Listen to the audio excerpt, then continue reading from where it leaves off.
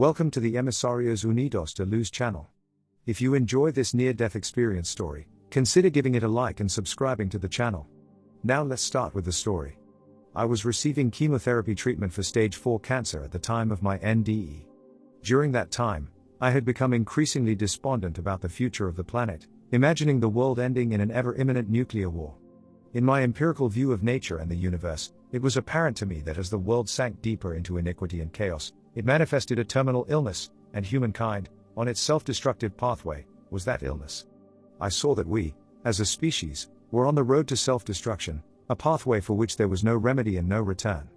Suffice it to say that I didn't believe that the universe was orchestrated by a higher force or that, in the midst of the chaos, there were laws at play that created a higher and more complex order, and I believe it was my despair and my bleak view of life that were the precursors to my terminal illness. Although I didn't consider myself a spiritual person, I determined that my quarrel about the state of the world and my life was with God. Prior to my illness, I never had reason to delve into the subject of spirituality or to develop a relationship with God, but seeing that only a few months of life remained to me, I set out to do all the reading I could on the subject of spirituality, of God, and of religion. Reading about various religions and philosophies provided me with a modicum of succor and the reassurance that there was indeed something bright and beautiful awaiting my arrival on the other side. I remember waking up one morning with the realization that I was about to die. When I closed my eyes, I remember waking up shortly after in a state of hyper-awareness, looking down at my body as it lay there, serenely asleep. I remember, in that state of extreme lucidity, experiencing an enhanced level of awareness such that I was able to see every room in the house simultaneously. I remember then being enveloped in utter darkness, yet in the palpable blackness of that void, I was aware of the brightest light shining before me. The light was a presence so tangible that I could feel it as the purest and most potent love, suffusing and charging me to the core of my being. The light was so alluring that it made you want to unite with it to spend all eternity in ecstasy merged with that perfect love. As I began to move towards the light, I realized intuitively that once merged with the light, I wouldn't be able to return to my life on earth, and my apprehension about committing to something so final caused my advance to come to an abrupt halt. It was then that I began a telepathic conversation with the light, and as the light and I communicated, I watched as the light morphed into the form it presented itself to me as. In that process, I watched as the light changed its appearance from that of Jesus to that of Buddha, from Buddha to appear as Krishna, and from Krishna to another form, and so on. Why do you keep changing form? I asked. The way you perceive the light harmonizes with the highest aspects of your beliefs, the light replied. As I meditated upon the reality underlying the various forms, the light revealed itself as my oversoul or higher self light matrix, that is to say, my form as essence. I then saw, through a vision, that the higher selves of every individual on Earth formed an energy grid or matrix surrounding the planet, establishing an energetic point of attraction whose purpose is to draw the consciousnesses of those incarnated upon the Earth towards the divine love principle. When I asked the light to show me the underlying reality behind the universe, the light responded by appearing to me as a most astonishingly beautiful, multicolored, and multifaceted wheel of light, formed by the interconnection of human higher selves or soul essences. In seeing that majestic creation, I realized that the higher selves of mankind interconnected to form the mandala of light, which is the most beautiful and awe-inspiring creation in the universe. The purity and grandeur of love that the mandala of light embodied was so indescribably wonderful that when I experienced the beauty of its magnificence, my evaluation of human beings changed instantly. Oh God, I didn't know how beautiful we as humans are, I exclaimed in my astonishment. But how can it be that there is no blemish or taint to the higher being? I asked the light in my bewilderment. No soul is inherently evil. The terrible things that happen to people might make them do evil things, but there is no evil in their essence. What all people seek and what sustains them is love. What distorts people is a lack of love, the light revealed. Does that mean that humankind will be saved? I asked.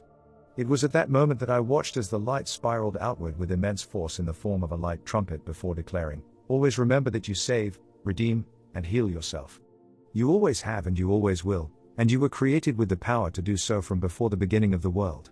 It was the light's timeless declaration that I realized that, as humans, we save ourselves because, in the same fashion as all of God's creations, we, in our design, were imbued with the power and knowledge to restore ourselves to an ever-perfect state. Thank you so much for this experience, for teaching me, for showing me the pure love essence that we humans truly are, and for awakening within me a love and appreciation for my life, I prayed, and as I prayed, I could feel myself merging with the pure yet indescribable love that is the light.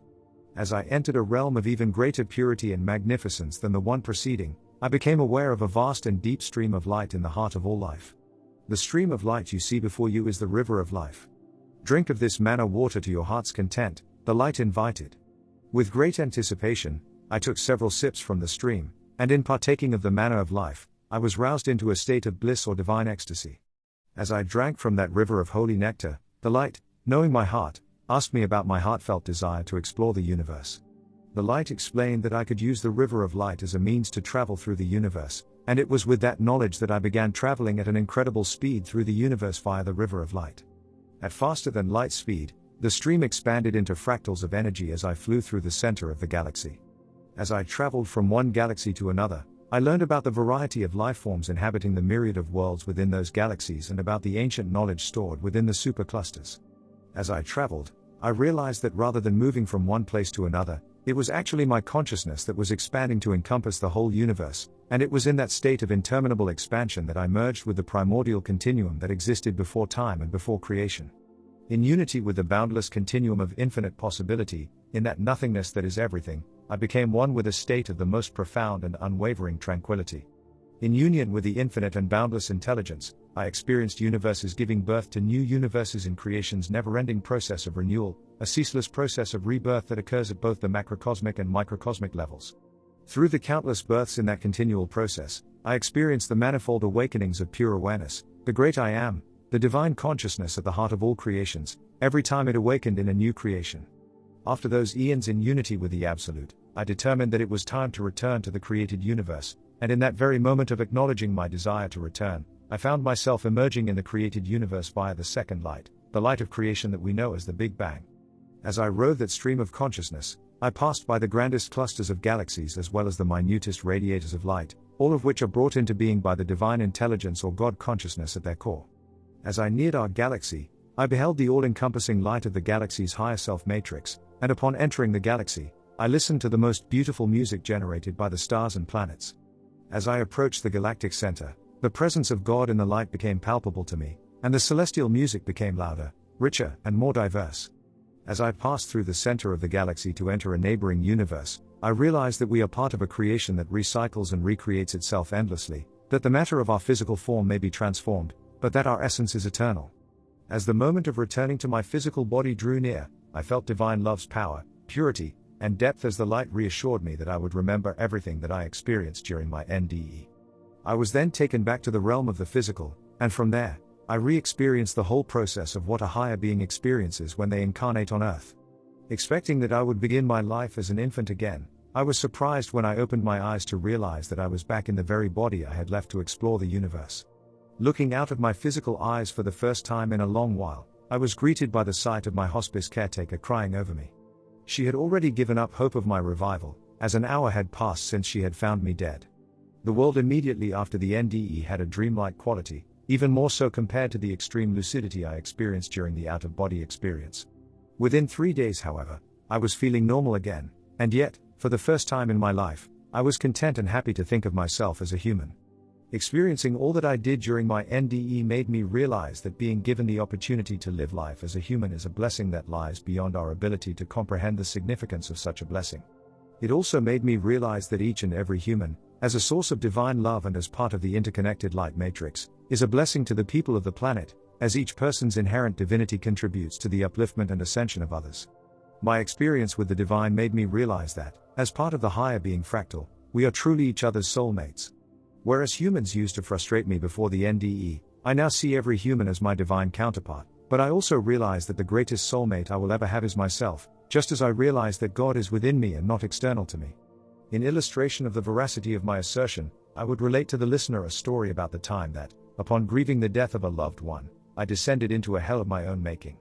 That hell, or place of self-imposed suffering, was a place that stemmed from my ignorance of life and, more specifically, about the subject of death. When it seemed that I would be experiencing an eternity of misery in that damnable place, I began calling to the light for help. The light, upon hearing my plea, appeared before me in the form of a golden angel. "Are you the angel of death?" I asked. "I am your oversoul, your high self matrix, a very ancient part of you," the light replied. "Since the NDE, I have returned to that state of unity with the divine light and with divine consciousness through meditation. I realize that we as humans are designed to be able to enter that energy space and that our earthly bodies themselves, as a universe of divine light, are the most glorious vehicles of intergalactic and interuniversal travel that exist. What is the best religion on the planet? Which one is right? I asked God during one of those meditations. I don't have any preference, God replied. Each religion is a facet of the whole, and each religion evolves into more enlightened versions of itself over time. I have come to realize that love is more important than any religion or philosophy on earth, and I believe we will understand the mystery of life when we understand the divinity and the depth of love at the core of being. Before my near-death experience, I had many fears about toxic waste, nuclear missiles, the population explosion, and deforestation, yet I came back from my NDE loving every single problem. The mandala of light formed by the human collective exists in spite of the problems that exist in the world, and it is because these potentially catastrophic problems exist that we are coming together as one. I came back from my NDE loving toxic waste because it is the threat of imminent destruction that has brought the world together in an experience of brotherly love. Even what we see as the population crisis is actually the population reaching a critical mass to set in motion the quantum leap ascension of the collective consciousness. As multidimensional beings, we are expert dreamers. While the whole cosmos has been looking for the meaning of life, it was the little dreamer who came up with the best answer when he said, "We dreamed it up."